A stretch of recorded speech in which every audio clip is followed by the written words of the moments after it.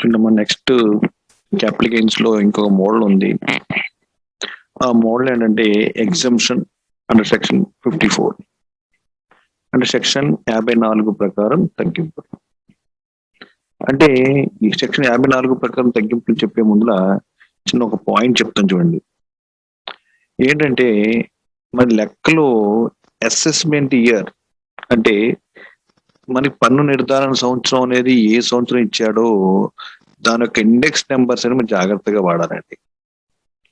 ఇప్పుడు నేను చేసిన లెక్క 2018-19 ఇండెక్స్ నెంబర్ చేశాను.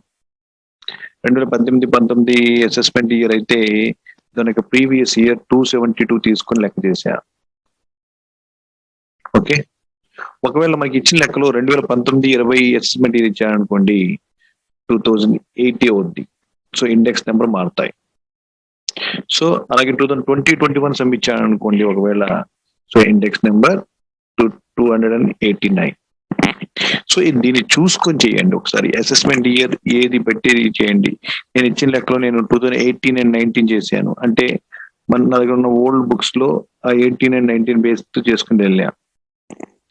సో ఆ 18 ఇయర్ ఇప్పుడు అదే లెక్క చేద్దామంటే ఇక్కడ కొంచెం ఒకసారి నెగిటివ్ వాల్యూ వస్తుంటది. సో మీరు ఒక జాగ్రత్తగా చూసుకోండి. అసెస్మెంట్ ఇయర్ ఏది ఇచ్చాడో చూసుకొని దాన్ని బేస్ చేసుకొని చేయండి. ఓకే, ఇప్పుడు మనకి అండర్ సెక్షన్ 54 లో the first exemption for long term capital gain from residential property ఇచ్చాయండి. Exemption for long term capital gain from residential property ఇచ్చారు. ఏంటంటే నివాస గృహాలపై పెట్టుబడి లాభాల నుండి మినహాయింపు.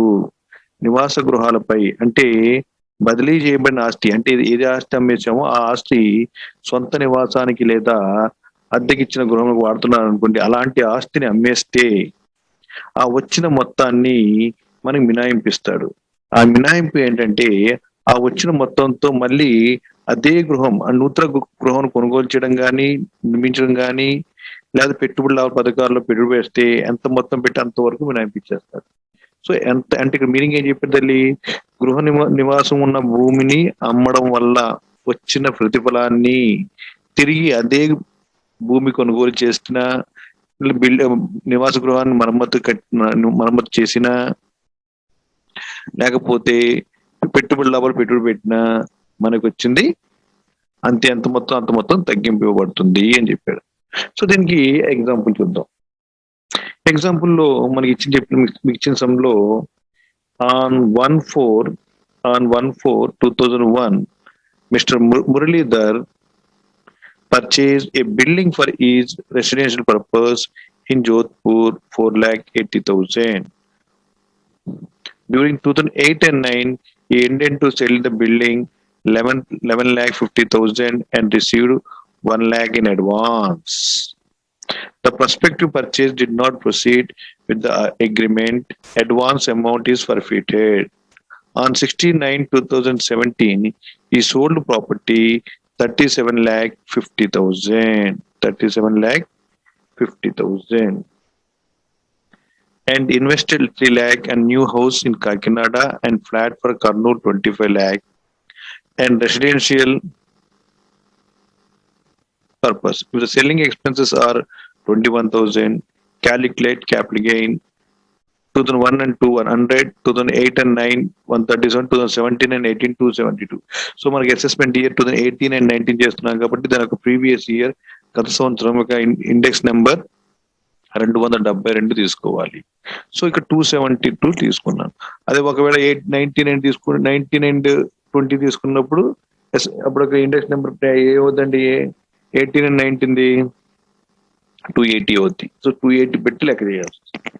ఓకే చూడండి, ఇక్కడ జోధ్పూర్ నగరంలో మురళీధర్ 14/2001 జోధ్పూర్ నగరంలో మురళీధర్ నివాసానికి ఒక భవనాన్ని కొనుగోలు చేశాను 4,80,000. 2008-9 సంవత్సరంలో భవనంను 11,50,000 అమ్మకాన్ని అంగీకరించి లక్ష రూపాయలు అడ్వాన్స్ స్వీకరించాను.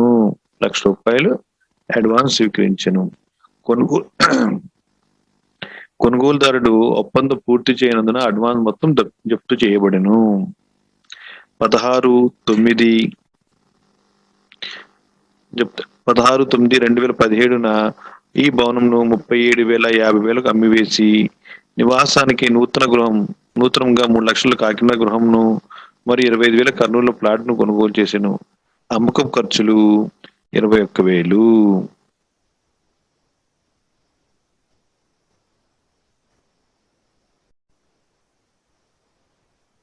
ఇక చూడండి, మనకి ఈ బిల్డింగ్ ని 2008-9లో 11,50,000కి అమ్మేశాడంట. అమ్మకానికి ఒప్పందం రాసుకుని ₹1,00,000 అడ్వాన్స్ స్వీకరించాడు. ఆ అడ్వాన్స్ కట్టలేదు కాబట్టి, అమౌంట్ పూర్తిగా జరగలేదు కాబట్టి ఆ భవనాన్ని మొత్తం ₹1,00,000 జప్తు చేశారు. ఎప్పుడు గుర్తుపెట్టుకోండి, 1/4/2014 కంటే ముందు జప్తు చేయబడిన అడ్వాన్స్ 1/4/2010 ముందుగా జరిగింది కాబట్టి దీని సేకరణ వ్యయం నుండి తీసివేయవలను. 1/4/2014 కంటే ముందు జరిగితే మనం ఏం చేయాలండి, సేకరణ వ్యయం నుండి తీసివేయాలి. అంటే ఇక్కడ ఇండెక్స్ కాస్ట్ ఆఫ్ ఎక్విజిషన్ నుండి తీసేయాలి. అది గుర్తుపెట్టుకోండి. 1/4/2014 కంటే ముందు జరిగితే దాన్ని ఏం చేయాలండి, సేకరణ వ్యయం నుంచి తీసేయాలి. ఓకే, ఇప్పుడు చూద్దాం. చూడండి, అలాగే 16/9/2015 ఆ భవనాన్ని 37,50,000 అమ్మేశారు. So sales consideration 37,50,000. సో బదిలీ ఖర్చులు 21,000. బదిలీ ఖర్చులు 21,000 తీసేస్తే వచ్చింది నెట్ కన్సిడరేషన్, నికర ప్రతిఫలం 37,28,000. సో సేకరణ వ్యయం కట్టాలి. సో సేకరణ వ్యయంకి ఇప్పుడు మనకి సేకరణ వ్యయం ఎంత కొనుగోలు చేసేది, 4,50,000 కొనుగోలు చేశాడు. సో 4,50,000 కొనుగోలు చేస్తే 4,50,000 కొనుగోలు చేస్తే మనం 4,80,000 కొనుగోలు చేశాడు. 4,80,000 ఇంటూ అడ్వాన్స్ గా తీసుకున్న ₹1,00,000 తీసేసుకుంటే సో మిగిలిన అమౌంట్ పైన 272 ఇంటూ 100 అంటే 2001 నుంచి 2 కూడా ఇండెక్స్ నెంబర్ అని చెప్పాడు తల్లి, 100 చెప్పాడు కాబట్టి 272/100 తీసుకుంటే 10,33,600 వచ్చింది. సో ఈ 10,33,600 తీసేస్తే వచ్చిన దాన్ని మనకి పెట్టుబడి వ్యయం అంటాం, క్యాపిటల్ గెయిన్ అని చెప్పొచ్చు. అంటే 37,29,000 నుంచి 10,33,600 తీసేస్తే 26,95,400 వచ్చింది. ఇక్కడ ఎగ్జామ్షన్ అండర్ సెక్షన్ 54 ఏం చెప్తుంది, రెసిడెన్షియల్ హౌస్ ని మళ్ళీ పర్చేస్ చేస్తే, అంటే రెసిడెన్షియల్ హౌస్ ని పర్చేస్ చేస్తే మనకి ఎగ్జామ్షన్ ఇస్తాడు. సో మనకి అతను ఏం చేసే వచ్చిన డబ్బుతో ఒకటేమో కాకినాడలో ఒక గృహాన్ని కొనుగోలు చేశాడు, అలాగే కర్నూలులో ఒక ఫ్లాట్ కొనుగోలు చేశాడు. ఈ రెండిట్లో ఏదో ఒకటే హైయెస్ట్ ఉంది కాబట్టి 25 lakh హైయెస్ట్ ఉంది కాబట్టి 25 lakhs ని తీసుకుంటాం. సో 25 lakhs సెక్షన్ 54 ప్రకారం తగ్గింపిచ్చేస్తాడు. అంటే మనకు వచ్చిన 26,95,000 నుంచి 26,95,400 నుంచి 25 lakh మనకి ఎగ్జామ్షన్ ఇచ్చేస్తాడు. ఎందుకు, మన నివాస గృహాన్ని అమ్మేసి మళ్ళీ తిరిగి నివాస గృహాన్ని కొనుగోలు చేశాం కాబట్టి 25 లక్షలు ఎంత కొనుగోలు చేస్తే అంత అమౌంట్ తగ్గింపించేస్తాడు. సో 1,95,400 మనకి ట్యాక్స్ కట్టాలి. అంటే పెట్టుబడి నుండి ఆదాయం, tax income from capital gain 1,95,400. So ఇది మనకి ఒక లెక్క. సో ఇదే మోడ్ లో నెక్స్ట్ లెక్క కూడా ఉందండి, స్టాలిన్ది. అది మీరు చెయ్యండి. చూడండి, స్టాలిన్ లెక్క మామూలుగా పైపైన చెప్తాను. స్టాలిన్ 1/9/2009 స్టాలిన్ చెన్నై నగరంలో 14,50,000 నివాస గృహంను కొనుగోలు చేశాం. Mister Stalin purchase a residential house for 14,50,000 in Chennai 1/9/2009. That index number 148 అని చెప్పేసాడు. ఓకే, 14/12/2017 ఆ బిల్డింగ్ అమ్ముటకు, అంటే ఆ భవనాన్ని అమ్ముటకు 40 లక్షల రూపాయలకు శ్రీ విఎల్ రాజుగా ఒప్పందం కుదుర్చుకుని 3 మాసం లోపు కొనుగోలు చేయవాలనే అనే షరతుతో 2 లక్షల అడ్వాన్స్ స్వీకరించారు. శ్రీ రాజా గృహం కొనుగోలు చేయడం విఫలమయ్యాను. ఆ కారణంగా 2/1/2018 ఆ గృహంను సుబ్బారెడ్డికి 51 లక్షలు అమ్మాను. ఆ తదుపరి 2 రోజుల్లో శ్రీలంక దేశంలో జాఫ్నా నగరం నందు 12,50,000 గృహం కొనుగోలు చేశాను. ఇక్కడ చూడండి, ఇక్కడ మెయిన్ పాయింట్ బాగుంది. ఏంటంటే mister Stalin purchase a residential house for 14,50,000 in Chennai on 1/9/2009 the class index number 149 అంటే 1/9/2009 ఒక బిల్డింగ్ ని కొన్నాడు. ఎంత 14,50,000. On 14 December 2070, he entered into a contract of sale of the house with VL Raju for 40 lakh. అంటే December 14, 2017 ఆ house ని resale చేసే ఉద్దేశంతో ఒక విఎల్ రాజు కాంట్రాక్ట్ చేసుకున్నాడు. ఎంత అండి 40 lakh కి. And receive 2 lakh to complete the contract on sale with in 3 months. 3 months లో పూర్తి చేస్తాను. As Raja failed to purchase the house on 2/1/2018, he sold the house Mr. Subba Reddy for 51 lakh. After 2 days, he purchased a flat for 12,50,000 in Jaffna city in Sri Lanka. If a company from other heads 7,20,000.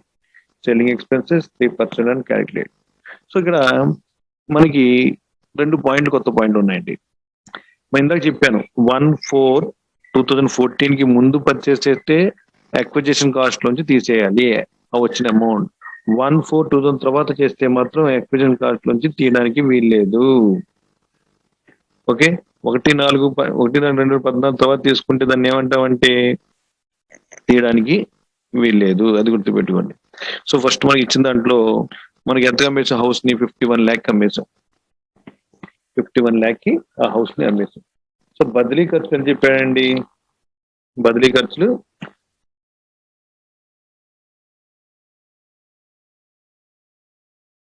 ఎంత చెప్పాడండి మనకి 3% అని చెప్పాడు.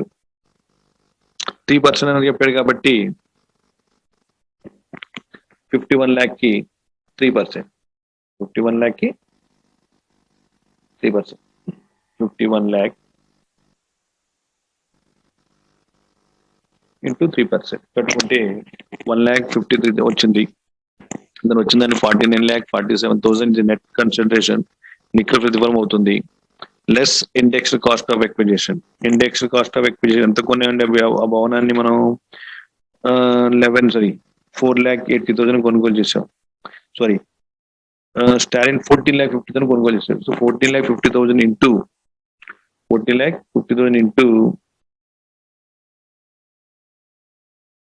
2,75/148. ఎందుకంటే మనం 2009 లో కొన్నాను కాబట్టి అక్కడ ఇండెక్స్ నెంబర్ 148 ఇచ్చారు కాబట్టి 148 తీసుకున్నాను. సో ఆన్సర్ ఎంత అవుతుంది? 26,64,865. సో వచ్చిందని క్యాపిటల్ గెయిన్. సో వచ్చిన డబ్బుతో ఏం చేశాడు? జాఫ్నా నగరంలో కొన్నాడు. ఇండియాలో కొనలేదు కాబట్టి మరి తగ్గింపు ఇవ్వబడదు. నివాసన భూమి కొన్నాడు, బట్ ఎక్కడ కొన్నాడండి? జాఫ్నాలో కొన్నాడు, శ్రీలంకలో కొన్నాడు కాబట్టి భారతదేశంలో కొనుగోలు చేయలేదు కాబట్టి మరి తగ్గింపు ఇవ్వబడదు. వచ్చిన దాన్ని taxable income from capital gain అంటాం.